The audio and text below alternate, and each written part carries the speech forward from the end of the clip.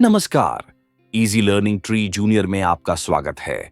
आज सुनिए डॉक्टर रामकुमार वर्मा की लिखी कहानी चेरी के पेड़। फाटक पार करते ही जिस ओर सबसे पहले हमारा ध्यान गया वे थे पेड़ों पर लटकते हुए अलूचों से मिलते जुलते किसी फल के गुच्छे। मकान के भीतर घुसने के बदले हम उस ओर दौड़े। कई पेड़ थे जिन पर वे लटक रहे थे, परंतु उछल उछल कर कूदने पर भी किसी के हाथ में एक भी दाना नहीं आ सका। मैं सबसे लंबा था, लेकिन मेरा हाथ भी उन्हें छूते छूते रह जाता। हमारा शोर सुनकर बड़ी बहन भीतर से आई। यह तोड़ दीजिए, न जाने कौन सा फल है, शायद अलूचे या आलू बुखारा या खूबानी। हम सब चिल्लाने लगे। बहन धीमी चाल से हमारी ओर आने लगी। हमें क्रोध आया कि वे ऐसे मौके पर भागकर क्यों नहीं आती, लेकिन भय था कि कहीं उनसे जल्दी आने के लिए कहें तो वे वापस न लौट जाएं।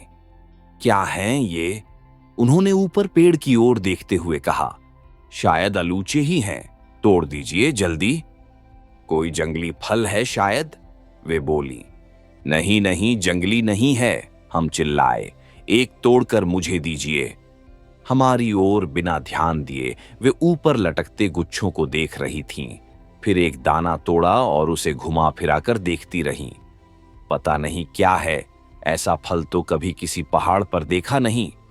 हम उनके आसपास एक दायरा बनाकर खड़े हो गए थे और अब उस एक दाने को लेने के लिए छीना झपटी करने लगे। नहीं, यह खाना नहीं होगा, कौन जानता है इसमें जहर हो, पहले माली से पूछेंगे। फिर मेरी ओर देखकर बोली, सुनो, कोई नहीं तोड़ेगा इन्हें। ये कहकर वे फिर धीमी चाल से मकान की ओर चली गईं। उनके आदेश का कोई विरोध नहीं कर सकता, ये सोचकर सब मन मसोस कर रह गए। लेकिन उस शाम सारे बाग में घूम घूम कर हमने उन पेड़ों को गिना। दूसरे पेड़ भी थे, लेकिन उनका महत्व नहीं के बराबर ही था। यह पहला मौका था कि किसी पहाड़ में अपने ही बाग में किसी फल के इतने पेड़ मिले हों। कभी एक आध अलूचे, खूबानी या सेब का पेड़ मिल जाता था, या फिर करीब ही किसी दूसरे मकान में इन पेड़ों को देखकर चुपके से कभी कुछ तोड़ लेते। लेकिन इस बार अपने ही बाग में इतने पेड़, हमारे उत्साह की सीमा नहीं थी। अंदर बहन ने वह दाना पिता के सामने रखकर कहा, पता नहीं कौन सा फल है, बाग में लगा है। पिता उसे देखते ही बोले, यह तो चेरी है, अभी पकी नहीं। चेरी का नाम सुनते ही हमारा उत्साह और भी बढ़ गया। हमने आज तक चेरी का पेड़ नहीं देखा था और अब अपने ही बाग में 15-20 चेरी के पेड़ है, जिन्हें तोड़ने से कोई नहीं रोकेगा, जिन पर पूर्ण रूप से हमारा अधिकार होगा। हम उस एक विषय में इतने मग्न थे कि उस साल कमरों को लेकर झगड़ा नहीं हुआ। हर साल पहले दिन यह समस्या जब सामने आती, कौन सा कमरा किसका होगा, तो हम आपस में झगड़ते थे, हाथापाई भी होती थी और गुस्से में पिता भी एक आध को पीट देते थे। लेकिन इस बार बहन ने जहां जिसका सामान रख दिया, उसका विरोध किसी ने नहीं किया। रात को बहन हमारे कमरे में आई। मैं एक किताब में तस्वीरें देख रहा था। सोया नहीं? नींद नहीं आई, मैं बोला। छोटे भाई बहन सो गए थे। मुझे भी नए घर में पहली रात को नींद नहीं आती। वे खिड़की के पास जाकर खड़ी हो गईं।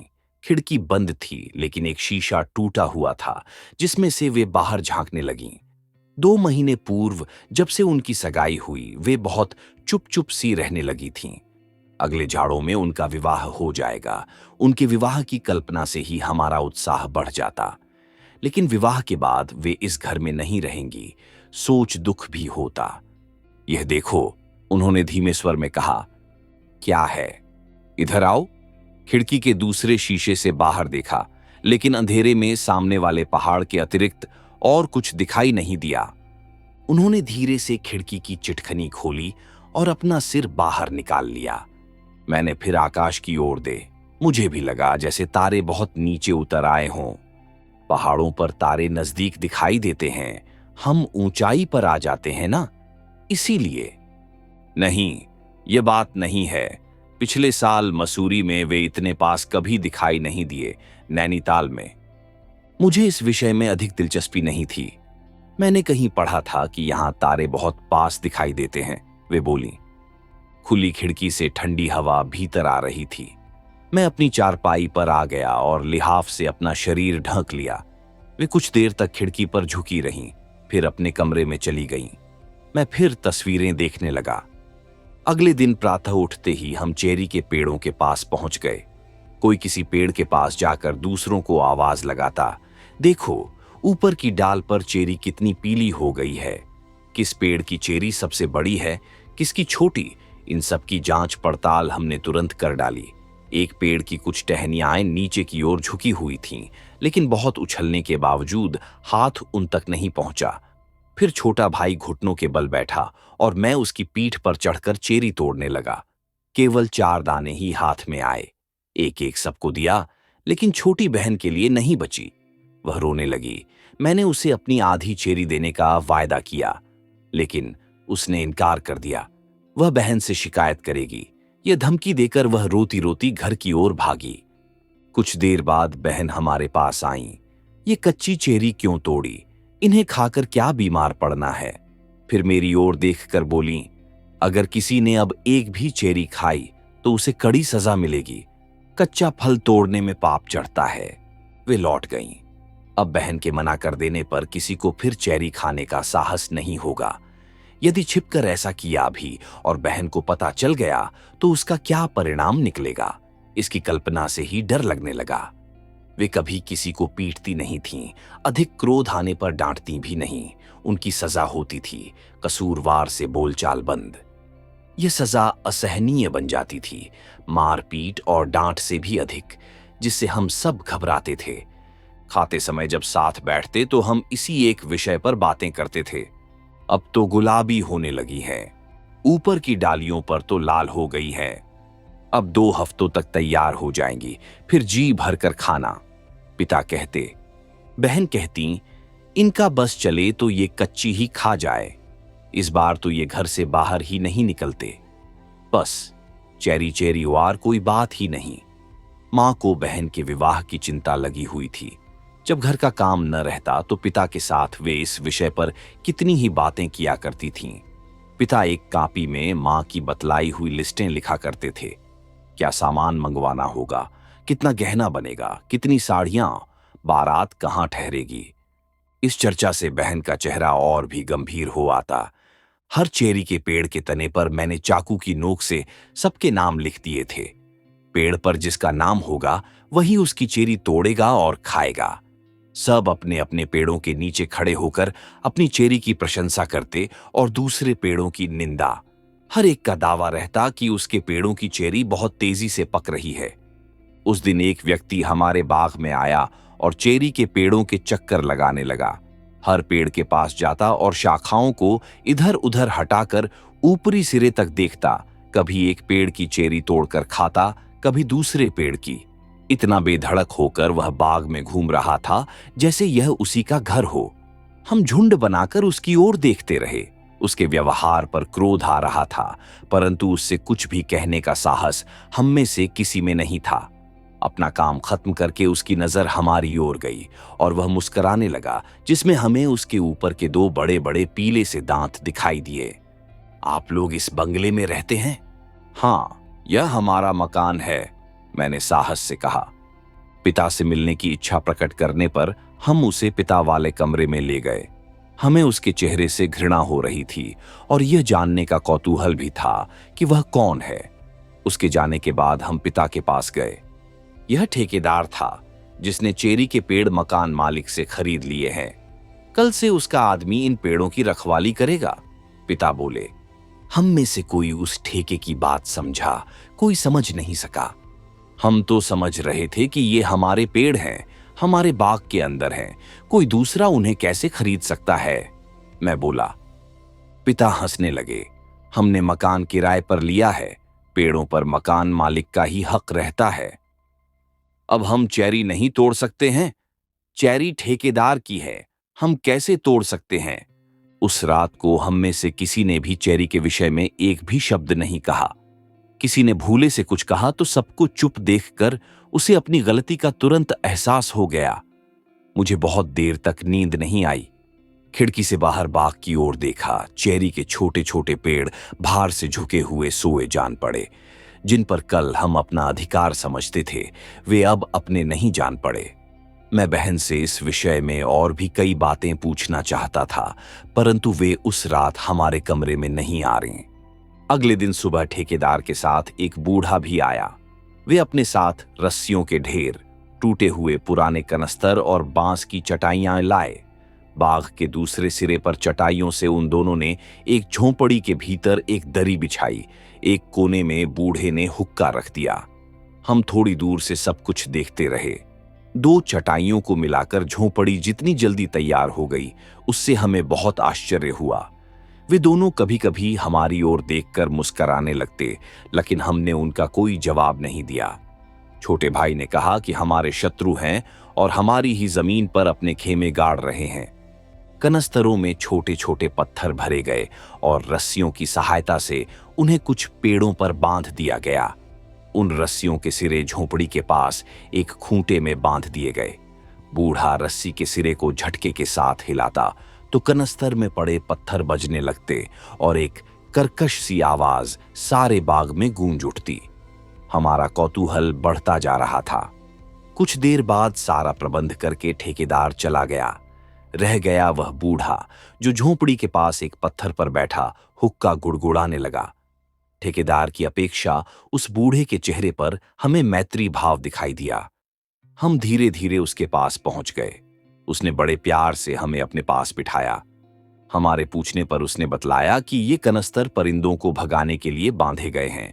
बहुत से परिंदे, विशेषकर बुलबुल, चेरी पर चोंचे मारते हैं, जिससे वह सड़ जाती है। अगर उन्हें न भगाया जाए तो पेड़ के पेड़ खत्म हो सकते हैं। लेकिन कनस्तर सब चेरी के पेड़ों पर क्यों नहीं बांधे गए? 4-5 पेड़ों के लिए एक कनस्तर की आवाज काफी है, वह बोला। क्या तुम रात को भी यहीं सोओगे? हाँ, रात को भी डर रहता है कि कोई आदमी चेरी न तोड़ ले। सबसे छोटी बहन का ध्यान हुक्के की ओर था। उसने पूछा, यह क्या है? हम हंस पड़े। यह इनकी सिगरेट है, छोटा भाई बोला। धीरे धीरे बूढ़े की उपस्थिति से सब अभ्यस्त हो गए। रस्सी खींचकर कनस्तरों को बजाना, हाहू हाहू, या सीटी बजाकर परिंदों को उड़ाना, इन सब आवाजों को सुनने की आदत पड़ गई। चेरी के भार से डालियां इतनी झुक गई थीं कि उछलकर आसानी से मैं 2-4 दाने तोड़ सकता था। परंतु बूढ़े की नजरें हर समय चौकन्नी होकर चारों ओर घूमती रहती, इसलिए साहस नहीं होता था।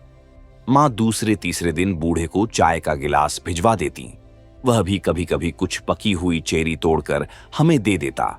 लेकिन पेड़ पर चढ़कर तोड़ना फिर खाना, जिसकी हमने शुरू में कल्पना की थी, वह साध मन में ही रह गई।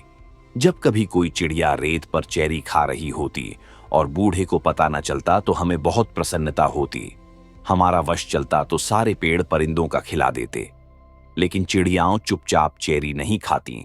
1-2 दाने खाकर जब वे दूसरी डाल पर उड़ती तो बूढ़े को पता चल जाता और वह रस्सी खींचकर कनस्तर बजा देता। बहन दिन भर किसी पेड़ के नीचे कुर्सी बिछाकर हम में से किसी का पुलोवर बुनती रहती। इस साल गर्मियों की छुट्टियों में उन्होंने किसी किताब को हाथ तक नहीं लगाया, नहीं तो हर बार वे अपने कोर्स की कोई किताब पढ़ती रहती थीं। कुछ दिन पूर्व उनका इंटरमीडिएट का परिणाम निकला था और वे फर्स्ट डिवीजन में पास हुई थीं। वे और पढ़ना चाहती थीं, परंतु मां को उनके विवाह की जल्दी थी। हमारे घर से थोड़ी दूर एक चश्मा बहता था, जहां हम दूसरे तीसरे दिन नहाने चले जाते थे। कभी बाजार, कभी सिनेमा, कभी पार्क। धीरे धीरे हमारी दिनचर्या में दूसरे आकर्षण आते गए।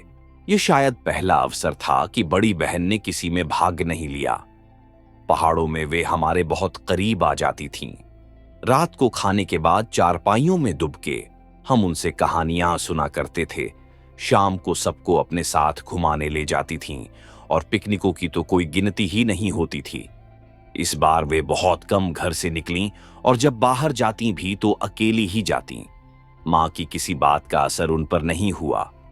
एक दिन सुबह आंख खुलते ही बाहर बाग में कई लोगों की आवाजें सुनाई दीं। मैं चारपाई पर लेटा लेटा कुछ दूर तक आश्चर्य से इस शोरगुल के बारे में ही सोचता रहा। खिड़की से झांककर बाहर देखने ही वाला था जब बहन किसी काम से कमरे में आई। यह शोर कैसा है? मैंने पूछा। वे लोग आ गए। कौन लोग? मैंने आश्चर्य से पूछा। वही ठेकेदार के आदमी, चेरी तोड़ने के लिए, वे बोली। मैं झट से बाहर दौड़ा। पेड़ों पर टोकरियां लिए ठेकेदार के आदमी चढ़े हुए थे। दोनों हाथों से ऊपर नीचे की शाखाओं से चेरी तोड़कर टोकरियों में भरते जा रहे थे। किसी दूर की शाखा को पकड़कर अपने पास घसीटने पर चर्र चर्र की आवाजें गूंजने लगतीं। सारे बाग में शोरगुल था। हम धीरे धीरे बाग के चक्कर लगाने लगे। हर पेड़ के पास कुछ देर तक खड्डे रहकर ऊपर चढ़े आदमी को देखते। लग रहा था जैसे आज हमारी पराजय का अंतिम दिन हो। हर पेड़ के नीचे काफी चेरी गिरी हुई थीं। छोटी बहन ने लपक कर एक गुच्छा उठा लिया तो भाई ने उसके हाथ से छीनकर फेंक दिया। जानती नहीं कि बहन ने क्या कहा है, कोई एक भी चेरी मुंह में नहीं रखेगा। झोंपड़ी के पास ठेकेदार अन्य 4-5 व्यक्तियों के साथ चुन चुनकर चेरी एक पेटी में रख रहा था। उसके पास ही कई खाली पेटियां पड़ी थीं और दरी पर दिखाई दिया तोड़ी हुई चेरियों का ढेर। वे सब बहुत तेजी से काम कर रहे थे। हमें खड़े देखकर ठेकेदार ने एक एक मुट्ठी चेरी हम सबको देनी चाहिए, लेकिन हमने इनकार कर दिया। हम लोग बाग में ही घूमते रहे। घर से कहीं बाहर जाने की इच्छा नहीं हुई। चेरी के पेड़ धीरे धीरे खाली हुए जा रहे थे। उस दिन कनस्तर बजाने की जरूरत नहीं पड़ी। बुलबुल और दूसरे पक्षी पेड़ों के ऊपर ही चक्कर लगाते रहे। किसी पेड़ पर बैठने का साहस नहीं था। यह देखो, उस पेड़ के नीचे क्या पड़ा है, छोटी बहन ने एक पेड़ की ओर संकेत करके कहा। हमने उस ओर देखा, परंतु जान नहीं सके कि वह क्या है। पास जाने पर पेड़ के नीचे एक मरी हुई बुलबुल दिखाई दी। उसकी गर्दन पर खून जमा हुआ था। हम कुछ देर तक चुपचाप देखते रहे। मैंने उसका पांव पकड़कर हिलाया, लेकिन उसमें जान बाकी नहीं बची थी। यह कैसे मर गई? किसी ने इसकी गर्दन पर पत्थर मारा है। इन्हीं लोगों ने मारा होगा, तभी कोई बुलबुल पेड़ पर नहीं बैठ रही। हमने ठेकेदार और उसके आदमियों को जी भरकर गालियां दी। उन लोगों पर पहले ही बहुत क्रोध आ रहा था। अब बुलबुल की हत्या देखकर तो उनसे बदला लेने की भावना बहुत तीव्र हो उठी। कितनी ही योजनाएं बनाई, परंतु हर बार कोई कमी उसमें नजर आ जाती, जिससे उसे अधूरा ही छोड़ देना पड़ता। फिर यह सोचकर कि यदि यह बुलबुल यहीं पड़ी रही तो कोई बिल्ली या कुत्ता इसे खा जाएगा, हमने पास ही एक गड्ढा खोदा और उसमें बुलबुल को लिटाकर ऊपर से मिट्टी डाल दी। उस दिन बड़ी बहन ने बाग में पैर तक नहीं रखा। उन्होंने न मरी हुई बुलबुल देखी, न पेड़ों से चेरी का टूटना। उन्हें पेड़ों से फल तोड़ना अच्छा नहीं लगता। फूल, पौधों और फलों में भी जान होती है। उन्हें तोड़ना भी उतना ही बुरा है जितना किसी जानवर को मारना, वे हमसे कहा करती थीं। वे लोग शाम को बहुत देर तक चेरी तोड़ते रहे। फिर एक लारी रुकी जिसमें सब पेटियां लाद दी गईं और वे सब चले गए। बाग में अचानक सन्नाटा हो गया। रह गए केवल चेरी के नंगे पेड़, जिन पर एक भी चेरी दिखाई नहीं देती थी। हवा तेज थी और रह रहकर पेड़ों की शाखाएं हिल उठती थीं, जैसे आखिरी सांसें ले रही हों। नीचे बिखरी हुई थीं अनगिनत पत्तियां और कुछ डालियां जो चेरी तोड़ते वक्त नीचे गिर गई थीं।